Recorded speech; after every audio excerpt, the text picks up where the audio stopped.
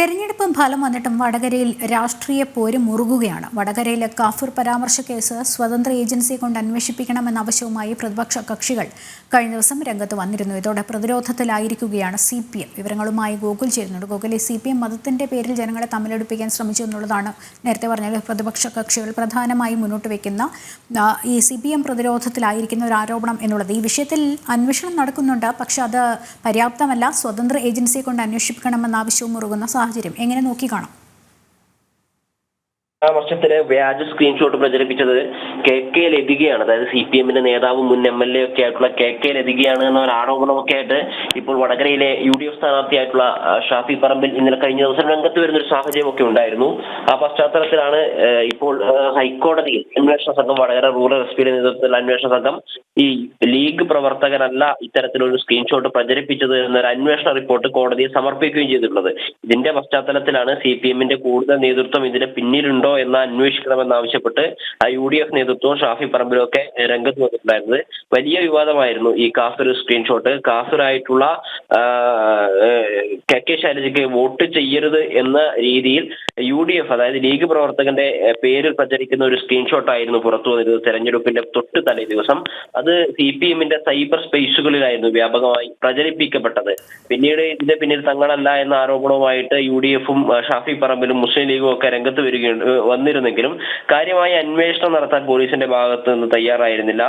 2 തവണയൊക്കെ rural SP-ക്ക് പരാതി നൽകേണ്ടി വന്നിട്ടും FIR ഇടാത്തൊരു സാഹചര്യം ഉണ്ടായി. തുടർന്ന് വലിയ രീതിയിലുള്ള പ്രതിഷേധങ്ങൾ റൂറൽ SP-യുടെ ഓഫീസിന് മുമ്പിലും ജില്ലാ കേന്ദ്രങ്ങളിലൊക്കെ UDF-ന് നടത്തേണ്ടി വന്നതിന്റെ അടിസ്ഥാനത്തിലാണ് പോലീസ് അന്വേഷണം നടത്താൻ തയ്യാറായത്. മാത്രമല്ല, ഈ ആരോപണ വിധേയനായിട്ടുള്ള, അതായത് സ്ക്രീൻഷോട്ട് പ്രചരിപ്പിച്ചു എന്ന് പറയുന്ന മുസ്ലിം ലീഗ് പ്രവർത്തകൻ തന്നെ ഹൈക്കോടതിയെ നേരിട്ട് സമീപിക്കുകയായിരുന്നു. തുടർന്നാണ് ഇത്തരത്തിലൊരു അന്വേഷണ റിപ്പോർട്ട് പോലീസ് ഹൈക്കോടതിയിൽ സമർപ്പിച്ചത്. അന്വേഷണ റിപ്പോർട്ടിലാണ് മുസ്ലിം ലീഗ് പ്രവർത്തകനാണ് എന്ന് പ്രഥമ ദൃഷ്ട്യാ തെളിയിക്കാൻ തക്കതായ തെളിവുകളൊന്നും തങ്ങളുടെ പക്കലില്ല എന്ന് പറയുന്നത്.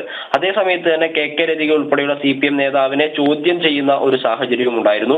ആദ്യഘട്ടം മുതൽ തന്നെ UDF-ഉം മുസ്ലിം ലീഗും ഷാഫി പറമ്പിലും ഒക്കെ പറഞ്ഞു വന്നിരുന്നത് ഇത് CPM-ന്റെ ജില്ലയിലെ, കോഴിക്കോട് ജില്ലയിലെ സമുന്നതനായ നേതാവ് അറിഞ്ഞുകൊണ്ടാണ് ഇത്തരത്തിലൊരു പരാമർശം നടത്തിയത് എന്നാണ്.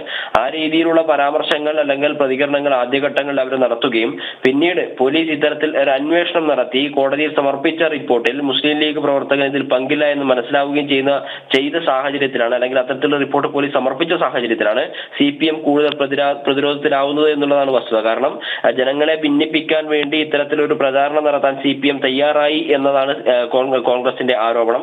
തന്നെ വെട്ടിമുറിപ്പിക്കാനും നാടിനെ ഭിന്നിപ്പിക്കാനുമുള്ള ഒരു ശ്രമമാണ് CPM-ന്റെ, അല്ലെങ്കിൽ ഇത്തരത്തിലൊരു വ്യാജ സ്ക്രീൻഷോട്ട് പ്രചരിപ്പിച്ചതിന്റെ ഭാഗമായി അതിന്റെ പിന്നണിയിലുള്ളത് എന്നാണ് ഷാഫി പറമ്പിൽ ആരോപിക്കുന്നത്.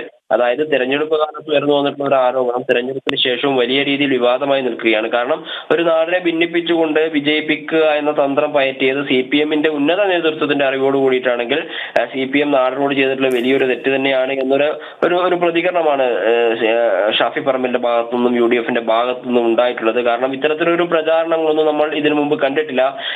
ഇത്തരം വ്യാജ സ്ക്രീൻഷോട്ടുകളും ആരോപണ കാര്യങ്ങളൊക്കെ ഈ സോഷ്യൽ മീഡിയയിൽ വലിയ രീതിയിൽ പ്രചരിപ്പിക്കാറുണ്ടെങ്കിലും ഈ CPM-ന്റെ ഉന്നത നേതാക്കളൊക്കെ ചോദ്യം ചെയ്യുന്ന ഒരു ഘട്ടത്തിലേക്കൊന്നും എത്തിയില്ല. KK ലതിക നമുക്കറിയാം, മുൻ MLA ഒക്കെ ആയിരുന്നു. CPM-ന്റെ നേതാവ് ആയിട്ടുള്ള KK ലതിക ഉൾപ്പെടെയുള്ള ആളുകൾ ഇതിൽ ചോദ്യം ചെയ്യപ്പെട്ടിട്ടുണ്ട് എന്നതാണ് പ്രധാനപ്പെട്ട കാര്യം. കാരണം ആദ്യമായി ഈ സ്ക്രീൻഷോട്ട് പ്രചരിപ്പിക്കുന്നത് KK ലതികയാണ്. അതുകൊണ്ട് തന്നെ UDF ഈ വിഷയം വിടാൻ തയ്യാറല്ല. കാരണം ഒരു നാടിനെ ഭിന്നിപ്പിച്ചുകൊണ്ട് മതപരമായി ഭിന്നിപ്പുണ്ടാക്കി വോട്ട് തട്ടാനുള്ള ഒരു ശ്രമമാണ് CPM-ന്റെ ഭാഗത്തുനിന്ന് നടത്തിയിട്ടുള്ളത് എങ്കിൽ അത് കാര്യമായി അന്വേഷിക്കണമെങ്കിൽ, അതിന്റെ സത്യാവസ്ഥ പുറത്തു വരണമെങ്കിൽ ഈ സ്വതന്ത്ര ഏജൻസി ഇതിന്റെ അന്വേഷണം ഏറ്റെടുക്കണമെന്നൊരു ആവശ്യമാണ് മുന്നോട്ടേക്ക് വെച്ചിട്ടുള്ളത്.